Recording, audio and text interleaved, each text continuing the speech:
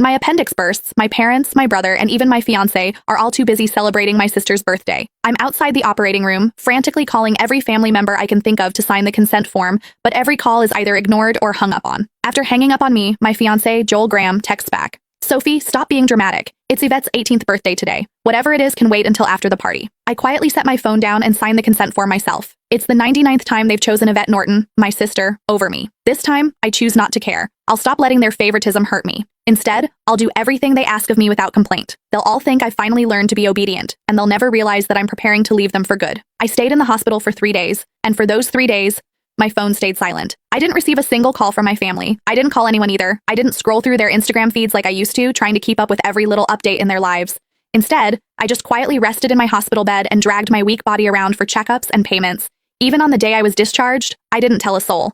I simply packed my own things, endured the pain in my abdomen, and slowly made my way home. When I pushed the door open, the laughter inside the house abruptly stopped. Everyone was gathered in the living room. My fiancé, Joel, was sitting beside Yvette with his arm casually draped around her shoulders. The moment he saw me, he pulled his hand back and gave me an awkward smile. Soph, you're back? Where have you been these past few days? My brother, Joshua Norton, let out a cold snort. Where else would she have gone to? She just didn't want to show up to Yvette's birthday party. She always has to ruin things for her since she can't stand seeing Vivi happy. I didn't say a word. I just headed straight for my room. Joshua seemed surprised that I didn't argue with him.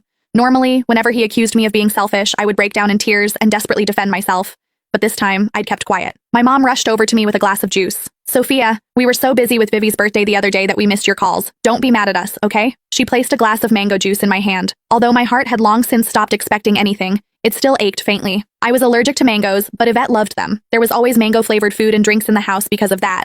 But no matter how many times I reminded them, no one ever remembered that I couldn't have mangoes. I handed the glass back to Mom and quietly stepped back. I'm not mad, I'll just go to my room. Just as I turned around, a loud noise came from the living room. Dad abruptly stood up and slammed his hand on the table. He screamed, "Why have you been walking around with that sour face ever since you came in? Your mother already apologized and even gave you your favorite drink? What's with that attitude? It looks like we've spoiled you too much." My heart twisted, and even breathing hurt. Tears blurred my vision, but I still lifted the glass from Mom's hand and drank it all in one go. I then gently set the empty glass down and wiped away my tears. I calmly looked at Dad. Yvette's the one who likes mangoes. I'm allergic to them, but it doesn't matter. I already drank it all. Can I go to my room now? Sophia, why didn't you say something earlier if you were allergic to it? Who told you to drink it? You're so stubborn. Mom panicked and quickly patted my back. Dad looked embarrassed, but he still harshly replied, "You could have just explained yourself. You've always had that unlikable attitude. You're nothing like Vivi. She knows how to communicate." Yvette's voice drifted over from the couch. "Dad, don't say that about Sophia. You'll make her sad." She sounded gentle, but the smugness in her eyes was impossible to hide. Yvette had always used my dullness to highlight her perfection. No matter what it was, she loved comparing herself to me. She would only be satisfied when she got to trample me.